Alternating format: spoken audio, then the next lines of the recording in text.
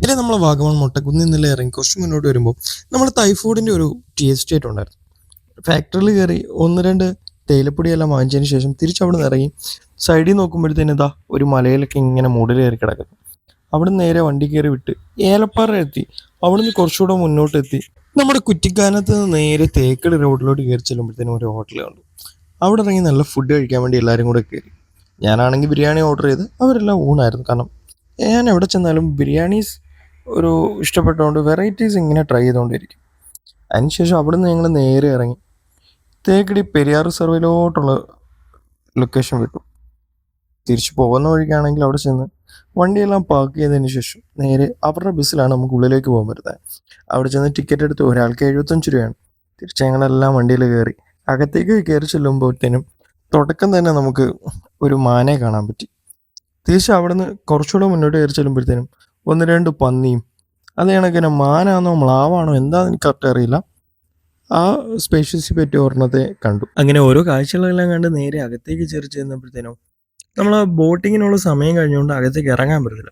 പിന്നെ കുറച്ച് നേരം ബസ്സിൽ നിന്ന് ഇറങ്ങി ഉള്ളിലേക്കൊക്കെ കയറി ഓരോ ഫോട്ടോസൊക്കെ എടുത്ത് നിൽക്കാമെന്ന് പറഞ്ഞ് ഇങ്ങനെ നിന്നു.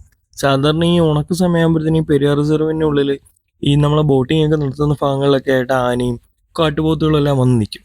പിന്നെ നോക്കുമ്പോൾ ഒന്ന് രണ്ടുപേരും ഇങ്ങനെ ഫോട്ടോസൊക്കെ എടുത്ത് ഇങ്ങനെ നിൽക്കും. അതിൻ്റെ ഇടയ്ക്ക് ഒരാളതോ വലിഞ്ഞു ചേർത്ത്.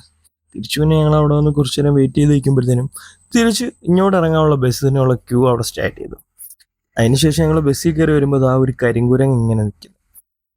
നേരെ പിന്നെ അതെല്ലാം കഴിഞ്ഞ് ഞങ്ങൾ തിരിച്ച് കയറിയ ടിക്കറ്റ് കൗണ്ടറിൻ്റെ ഭാഗത്തേക്ക് വന്നു.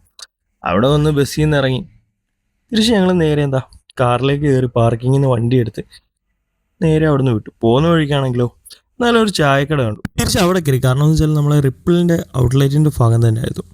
അവിടെ നിന്ന് നല്ലൊരു ചായയെല്ലാം കുടിച്ച് നേരെ അകത്ത് കയറുമ്പോഴത്തേനോ റിപ്പിളിൻ്റെ കുറേ ഐറ്റംസ് ഉണ്ട്. അവിടെ നിന്ന് ഏലക്കയും അങ്ങനെയുള്ള ഒന്ന് രണ്ട് സാധനം എടുത്ത് നേരെ ഞങ്ങൾ അവിടെ നിന്ന് ഇറങ്ങി. പിന്നെ നേരെ വരുന്ന വഴിക്കാണ് ഇടയ്ക്കൂടെ ഒന്ന് മഴയൊക്കെ പൊടിഞ്ഞ് പക്ഷെ നല്ല കിട്ടില്ല വ്യൂ പോയിന്റ്. മീൻസ് നമുക്ക് ഫോട്ടോസൊക്കെ എടുക്കാൻ അടിപൊളി സൈറ്റാണ് കേട്ടോ. തിരിച്ചു പിന്നെ അവിടെ നേരെ ഞങ്ങൾ വണ്ടിയിൽ കയറി മുന്നോട്ട് വരുമ്പോഴത്തേനും മഴയെല്ലാം മാറി ചെറുതായിട്ട് വെയിലെല്ലാം തെളിഞ്ഞ് ഇങ്ങനെ വരും. പിന്നെ നേരെ വരുന്ന വഴിക്കോ നമ്മളെ വളങ്ങഞ്ഞാനം വെള്ളച്ചാട്ടത്തിൻ്റെ അവിടുത്തെ രാവിലെ അങ്ങോട്ട് പോകുന്നതിനേക്കാളും അത്യാവശ്യം നല്ല തിരക്കായി തിരിച്ചിങ്ങോട്ട് ഇറങ്ങി വരുമ്പോൾ. നേരെ പിന്നെ ഞങ്ങൾ പോയി നമ്മളെ എരുമേലി ഭാഗത്തിലെത്തി. അങ്ങോട്ട് കുറച്ച് കയറി വരുമ്പോഴത്തേനും നോക്കുമ്പോഴും ഒരു സൈഡിലൊക്കെ ആൾക്കാരിങ്ങനെ പേട്ടയൊക്കെ തുള്ളി ഇങ്ങനെ പോകുന്ന കാണാൻ പറ്റി. തിരിച്ചു പിന്നെ നേരെ അവിടെ നിന്ന് വിട്ടു നമ്മളെ വീട്ടിലോട്ട്. വേറെ ഒന്നും അധികം ഇറങ്ങാൻ നിന്നില്ല. ഒരു 10 മണിയൊക്കെ ആകുമ്പോഴത്തേനും നമ്മളെ വീടെത്തി.